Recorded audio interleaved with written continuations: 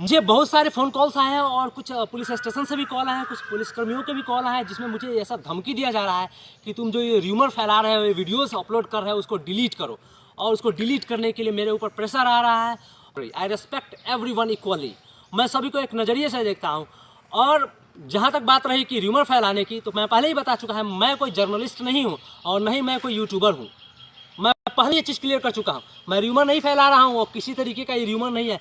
ये मेरे दिल से आई हुई आवाज़ है और मेरे पास लगभग 450 फौजियों का कॉल आया है, जिनमें से नंबर्स, अनकाउंटेबल नंबर्स ऐसे केसेस हैं जिनके साथ ऐसी घटना घटी है, जो पुलिस कर्मियों के साथ इनका इंटरेक्शन हुआ है, इनकाउंटर हुआ है। और पुलिस कर्मियों के साथ ऐसे बहुत सारी घटना, लगभग 450 से ज़्यादा कॉल्स आए हैं अपने सिर्फ बिहार से। ओवरऑल मेरे पास लगभग 700 से 800 कॉल आए हैं पूरे भारत से, जिसमें से 400 से 500 कॉल सिर्फ बिहार से हैं, जिसमें ऐसी घटनाएं हमारे फौजी भाइयों के साथ घटती हैं। लेकिन वो क्या है, फुल डिसिप्लिन्ड है, वो ओवरलुक कर देते हैं, नज़रअंदाज करके निकल लेते हैं। बिकॉज यही उनको सिखलाया जाता है, उनका डिसिप्लिन में है कि ओवरलुक करो ये सब चीज़ों के, छोटी छोटी चीज़ों को ओवरलुक। हम भी करते आ रहे थे और हमने भी किया है। लेकिन अचानक पुलिस वाले ने मेरी गाड़ी को चेक करना शुरू कर दिया, मेरे डिग्गी खोलो, डिग्गी चेक कराओ।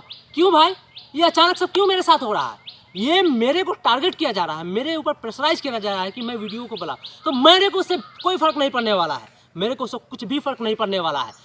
अभी मैंने पहले डिसाइड कर लिया कि या तो अभी नौकरी करूंगा तो सीना चौड़ा करके गर्व के साथ करूंगा कि मैं इस देश का जवान हूं, वरना इस वर्दी को समर्पित करके आ जाऊंगा वापस मुजफ्फरपुर में। इसलिए और सिर्फ मुझे उस भाई लोगों का, उस जवानों का, उस देशभक्त लोगों का सहयोग चाहिए जो मेरे साथ इस घटनाओं में और मेरे साथ इन सारे पल में मेरा साथ दे। और सिर्फ और सिर्फ मुझे उन्हीं का ही सपोर्ट चाहिए।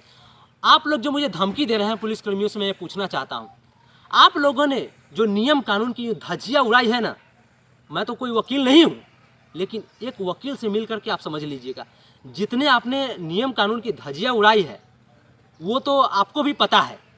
लेकिन क्या है, आप उस चीज़ को छुपाने के लिए राधे श्याम जी के ऊपर आप बहुत सारे number of cases, false cases आप थोप रहे हैं। वो सभी जानते हैं, वो पूरा सिस्टम में जो दीमक लगा हुआ है ना, वो दीमक सिर्फ आप ही नहीं जान रहे हैं, हर एक नागरिक जानता है भारत का। आप समझ रहे हैं? और चाहता तो वो बंदा बहुत कुछ कर सकता था, चाहे वो फिजिकली हो या डॉक्यूमेंट के माध्यम से हो, ऑफिशियली हो, 323 के तहत हो या 99 सीआरपीसी के तहत हो या किसी भी तहत। आपने सिंपली सी चीज़ देखिए ना, आपने उसको अंडर कस्टडी में लिया, मोर देन 24 आवर आपने रखा कैसे? क्या आपको किसने ये ताकत दी? ये इंडियन कॉन्स्टिट्यूशन में आपने क्या आपको अधिकार दिया हुआ है कि आप किसी को सजा दें?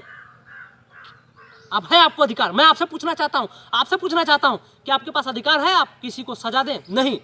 आप एक सिविलियन को सजा दे नहीं सकते हैं, एक फौजी को रोड पे घसीट के मार रहे हैं और ऐसा बदसलूकी कर रहे हैं, और आप हमें धमकी दे रहे हैं और हमें प्रेशराइज कर रहे हैं। कोई फ़र्क नहीं पड़ने वाला है मुझे। मैं नंबर भी दे रखा हूँ, ये मेरा फ़ोटो क्लिक कर लीजिए। मुझे I don't care bloody fucker any one of them, मुझे कोई फ़र्क नहीं पड़ता है और मैं ऐसे ही रहूँगा। और मेरे साथ लगभग 80,000 लोग जुड़ चुके हैं, जिसमें से मोर देन 60,000 अपने बिहार के ही हैं, और भी अदर स्टेट्स और अदर डिस्ट्रिक्ट से मेरे साथ लोग जुड़ रहे हैं, जिसमें से आउट ऑफ देम 95% फौजी हैं जो इंडियन आर्मी से ताल्लुकात रखते हैं, और 10% 5% ऑलमोस्ट वो सिविलियंस हैं जिनके अंदर देशभक्ति का जज्बा उनके रग रग में भरा हुआ है। ऐसे लोग मेरे साथ जुटे हुए हैं, तो मुझे डरने की कोई ज़रूरत ही नहीं है और मैं हर एक कदम पे इससे भी ज़्यादा स्ट्रॉन्ग स्टेप उठा करके आगे बढ़ूंगा। जिसको जो उखाड़ना है वो उखाड़ ले और मुझे कोई फ़र्क नहीं पड़ता है। अगर मेरे बातों से किसी को दुख पहुँचता है तो बहुत मुझे इसके लिए खेद है, लेकिन मैं अपने आप को रोक नहीं पा रहा हूँ। एक्चुअली जो घटना हमारे वर्दी के साथ घटी है वो इनफैक्ट यहाँ तो कहीं भी नहीं घटना चाहिए। जितना रिस्पेक्ट दूसरे कंट्री में एक फ़ौजी की होती है ना, उसका 5% भी अपने यहाँ हो जाना, तो ये जो लाठी है ना, ये जवान है ना, ये जो अपने झंडे की लाठी है ना, इतनी मजबूत हो जाएगी कि चाइना, पाकिस्तान और अदर कंट्री क्या कोई माई का लाल इधर आँख उठा करके भी नहीं देखेगा। लेकिन यहाँ तो ऐसी विडंबना है कि इसके विपरीत हो रहा है। तो ये सिर्फ सिस्टम की गलती है, यहाँ के कुछ ऐसे नुमाइंदे की गलती है जो ऐसी घटिया हरकतें करते हैं और ऐसी गंदी सोच रख करके एक नफरत की भावना अपने दिल में रख करके चलते हैं। प्रेशराइज करें और कितना भी दबाव डालें, मैं ऐसे ही आगे बढ़ता रहूँगा।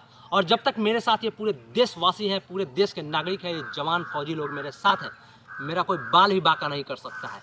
मैं दोबारा मिलूँगा भाई लोग आपके साथ। आप लोग ज़्यादा से ज़्यादा मैसिव एक इकट्ठा होकर के हमारे साथ जुड़े, ज़्यादा से ज़्यादा हाँ इस वीडियो को वायरल करें ताकि बहुत ही भारी संख्या में लोग मेरे साथ जुटे और मेरे साथ दे उस भाई को न्याय दिलाने में, और जो जिसने इसे हरकत की है उसको सज़ा दिलाने में। तब तक के लिए जय हिंद।